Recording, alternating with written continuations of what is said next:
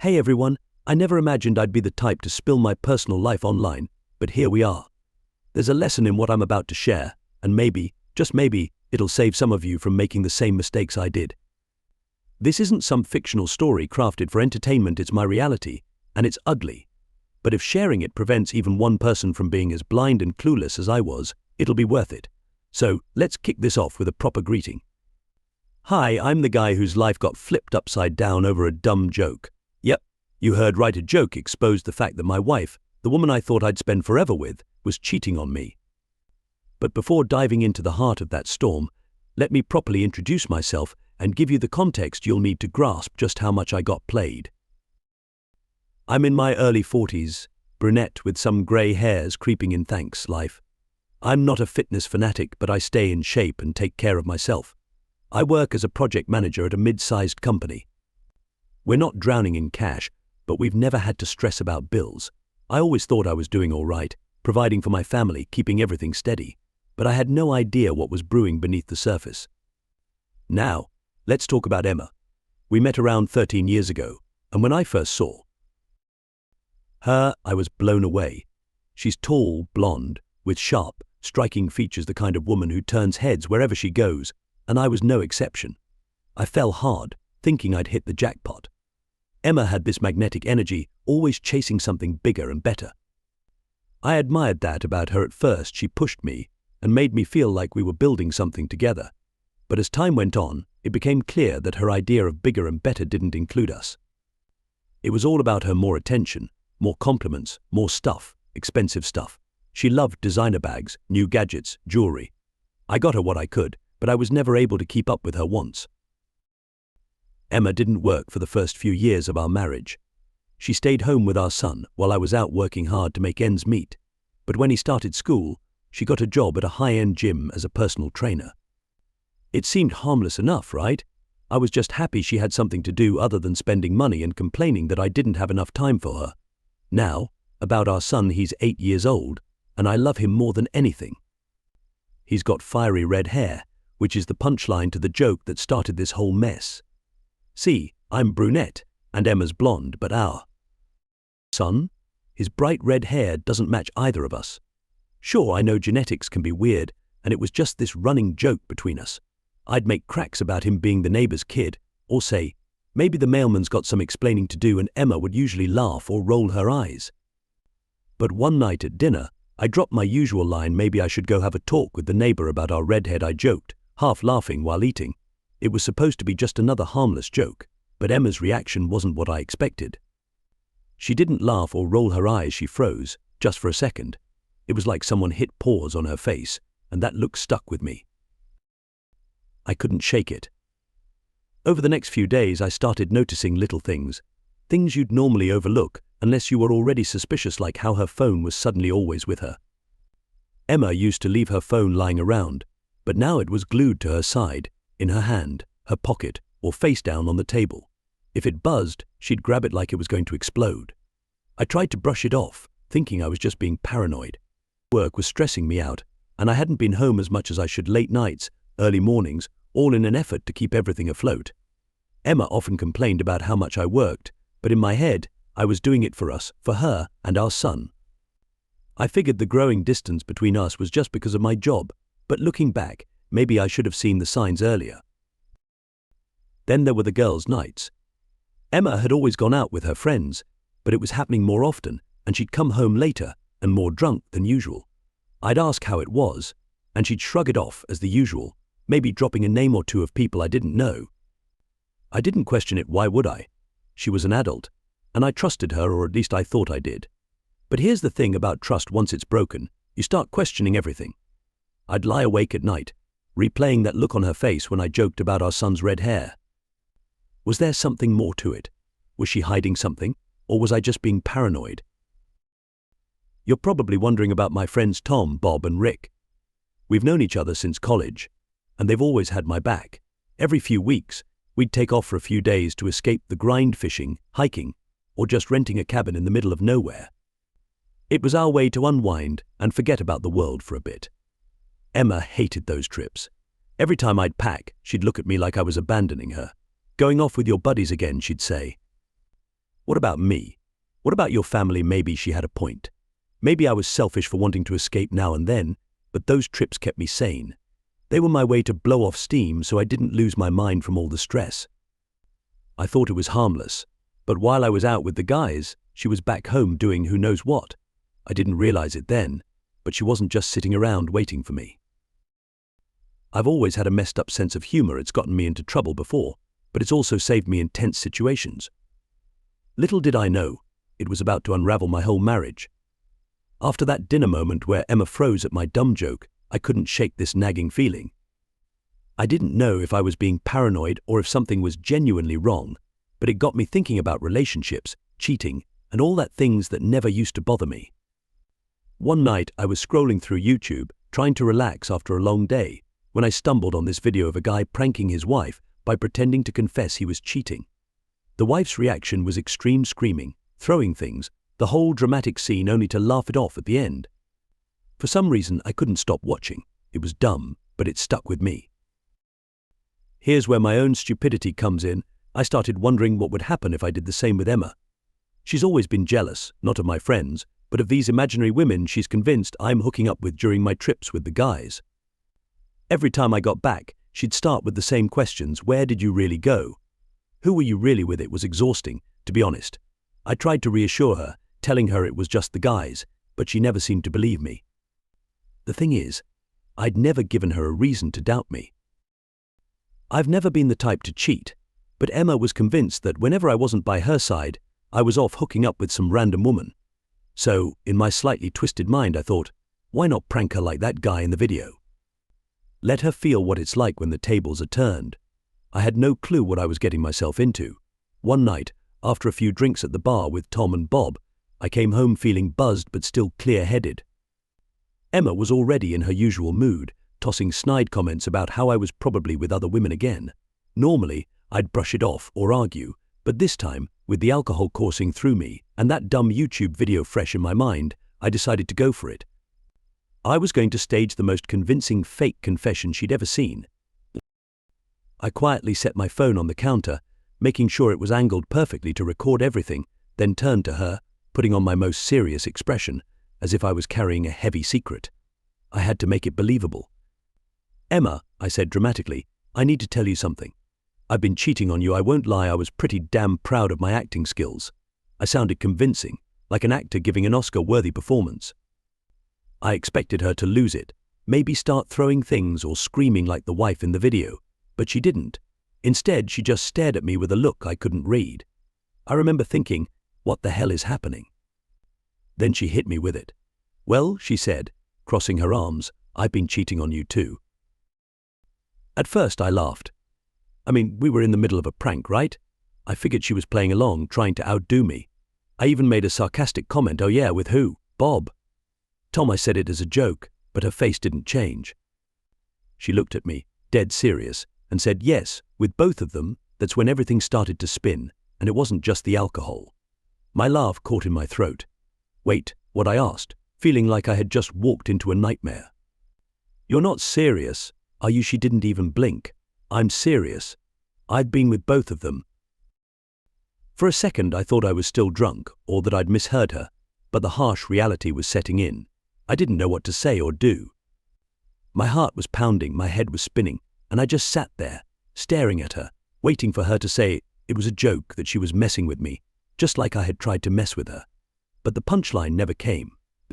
The rest of the conversation is a blur of shouting, accusations, and words I can barely remember. The one thing that sticks is stumbling out of the house at some point, sitting on the doorstep with my head in my hands, feeling like my whole world had just fallen apart, because it had. That stupid prank, the little game I thought would be funny, had blown up in the worst way possible.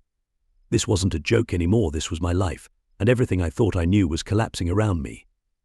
Filing for divorce was the easy part. It was cold, clinical, and in some twisted way satisfying to finally cut ties with Emma. But after the paperwork was filed, questions started to eat away at me.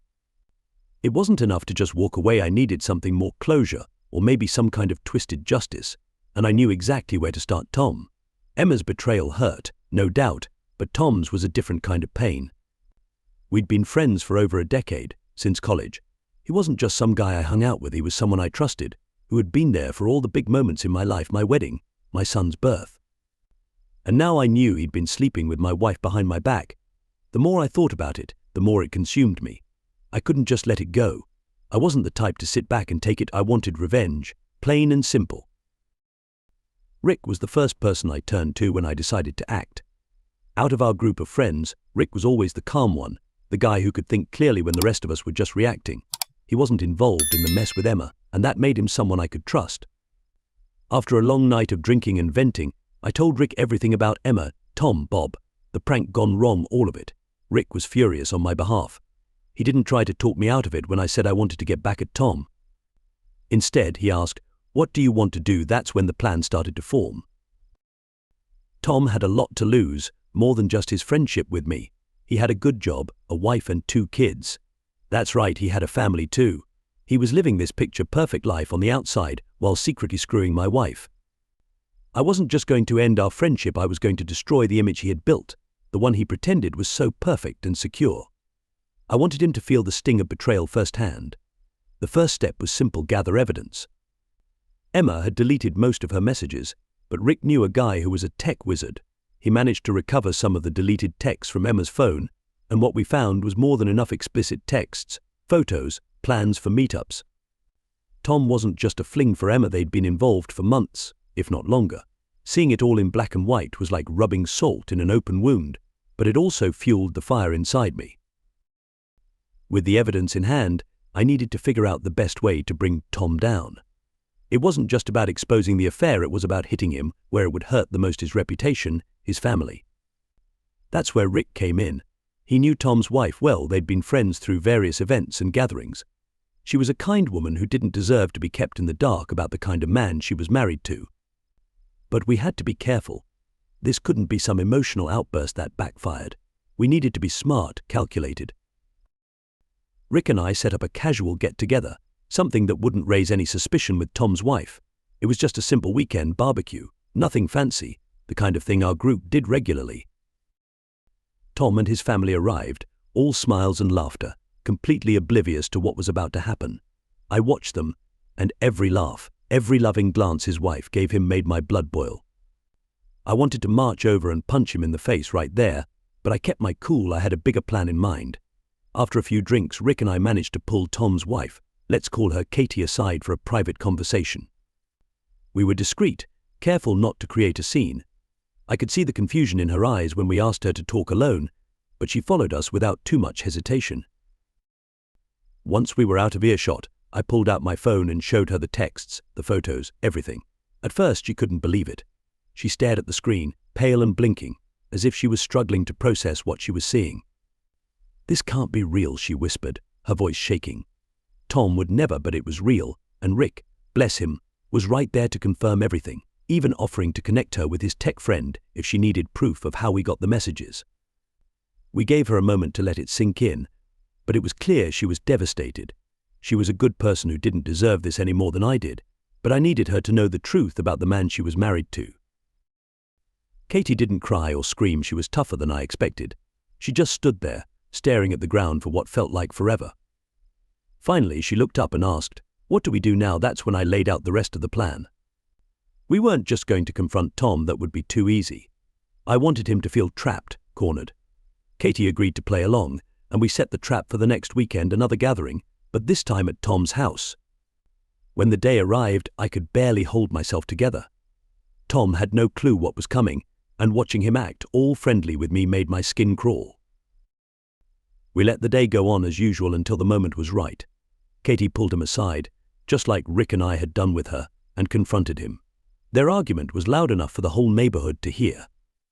Tom tried to deny it at first, but when she showed him the evidence, there was no escaping the truth. That's when I stepped in. I walked into the room just as Katie dropped the final bomb. Jack showed me everything she said, her voice as cold as ice.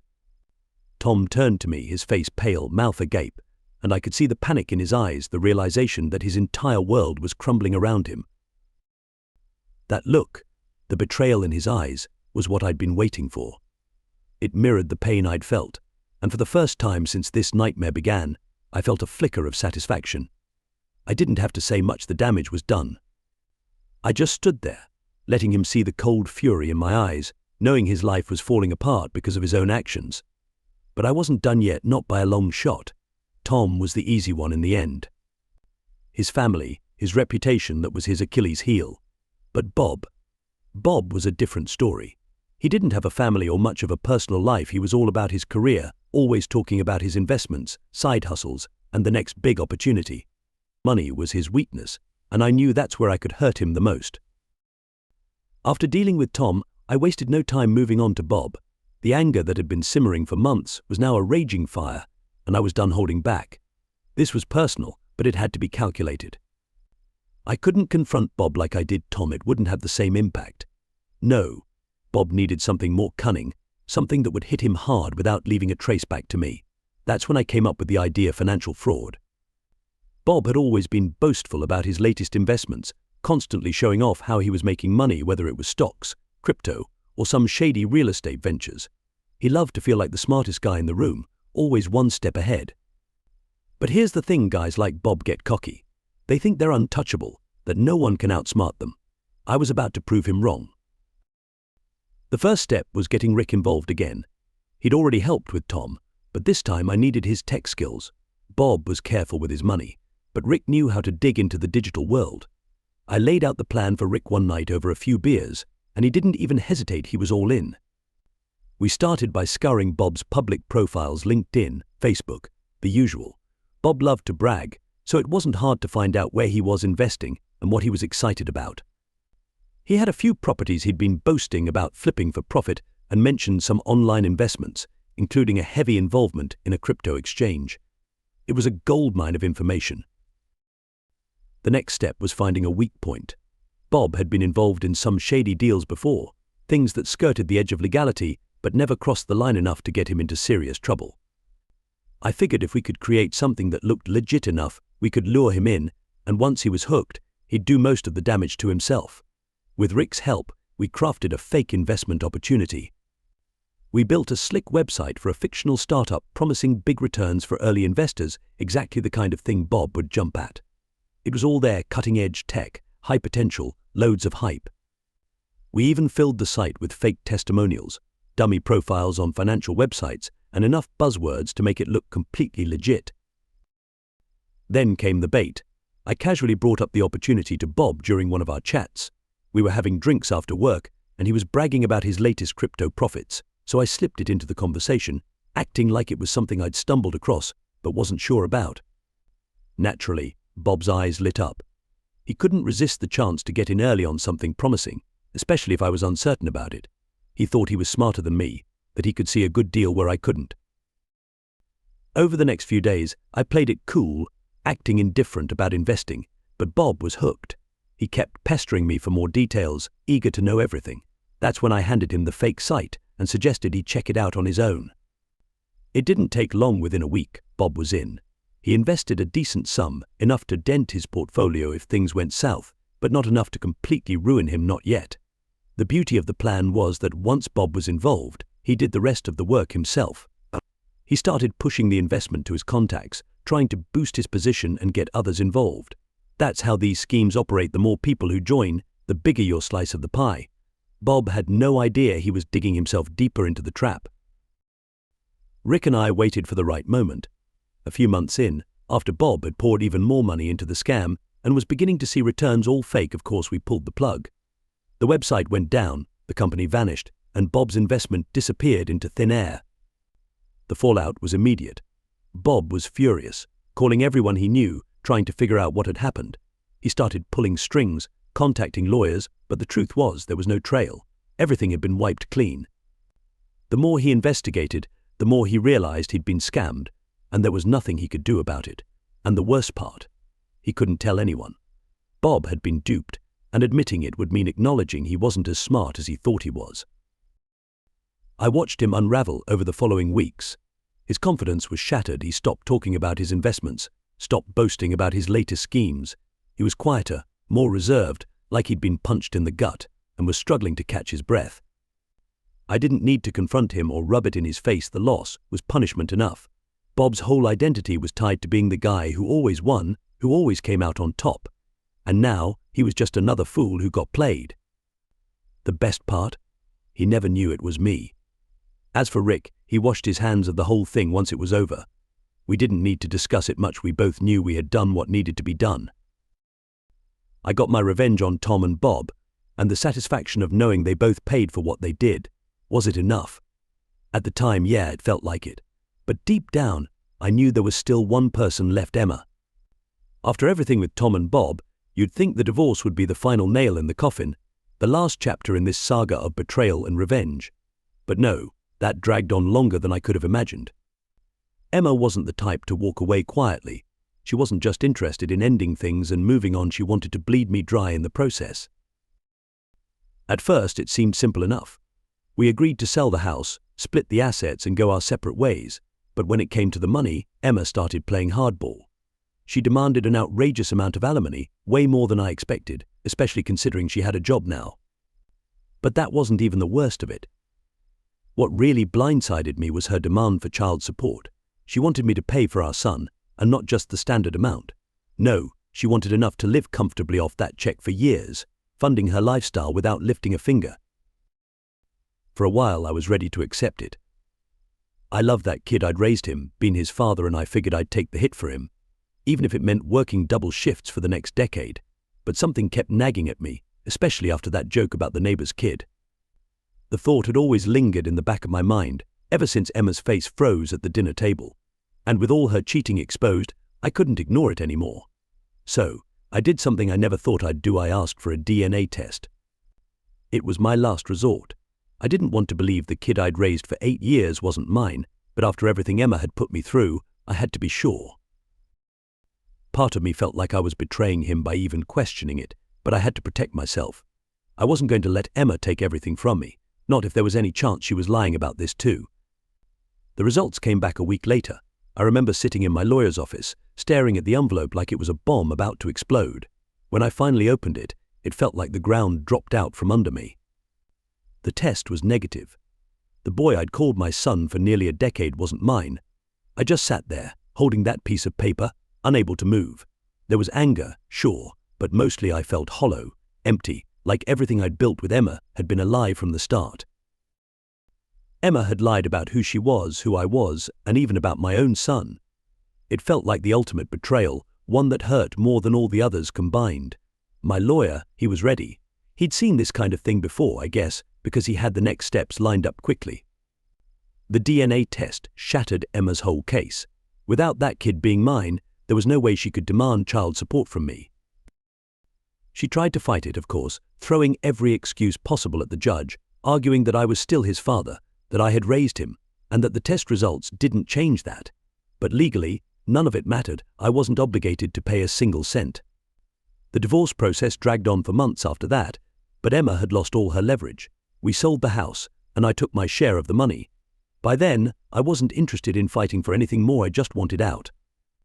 I wanted to be done with her, the lies, and everything that had turned my life upside down. After the house was sold, I packed up my things and moved to a different city, far from the chaos that had taken over my life for too long.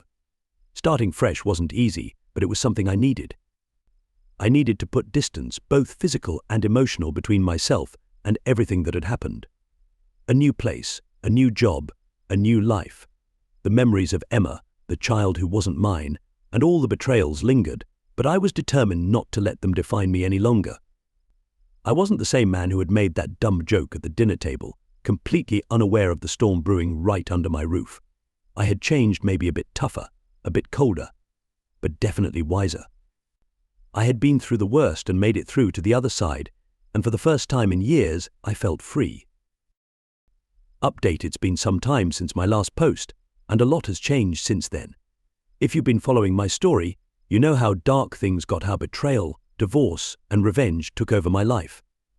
But I want to give you an update because, for the first time in what feels like forever, I'm finally in a place where I can breathe again. I've moved on. After the divorce and selling the house, I packed my things and left that city. There was no point in staying too many memories, too much anger, and too many ghosts. I needed a fresh start, and moving to a new city gave me exactly that. Starting over wasn't easy, it never is, but it was something I had to do. I found a new job. It's nothing fancy, but it pays the bills and keeps me occupied. And you know what? I've made new friends, built new routines, and started piecing my life back together. The past still lingers, of course. There are nights when everything comes rushing back, and I wonder how I could have been so blind for so long. But those moments don't define me anymore. They're just echoes of a life I've left behind. I've learned to focus on what's ahead instead of dwelling on the past, and it feels amazing. I don't have much contact with Emma anymore. There's really nothing left to say. As for the kid, well, it's complicated. I'm not his father, not legally or biologically, but in my heart, a part of me will always care about him. He was just as innocent in all this as I was, caught off guard like the rest of us. But for my own sanity, I've had to keep my distance. Maybe one day when he's older we'll talk again, but for now, I'm focusing on rebuilding my life. I want to take a moment to thank everyone who has been following my story. Whether you've left a comment, sent a message, or simply read along, your support has meant more to me than you'll ever know. When you're going through hell, knowing you're not alone can make all the difference. So thank you truly. It's been a long, grueling journey, but I'm standing on the other side of it now, and I wouldn't have made it without the encouragement of strangers. People like you gave me hope when I had none. So, what's next for me? I don't know for sure, but I'm taking it one day at a time. I'm staying focused on the present, trying to enjoy the little things again, the things I forgot I could enjoy. I'm healthier, both mentally and physically, than I've been in years, and that's something I'm proud of. To anyone out there going through their own personal hell right now, remember this: you can get through it. It might seem impossible, but I'm living proof that life moves on. You'll heal, you'll grow, and you'll find your peace again. It takes time, but it's worth it. Thank you once more to everyone who has stuck by me through this roller coaster of a story. I wish you all success, happiness, and the strength to overcome whatever life throws at you. Take care of yourselves and never stop fighting for the life you deserve.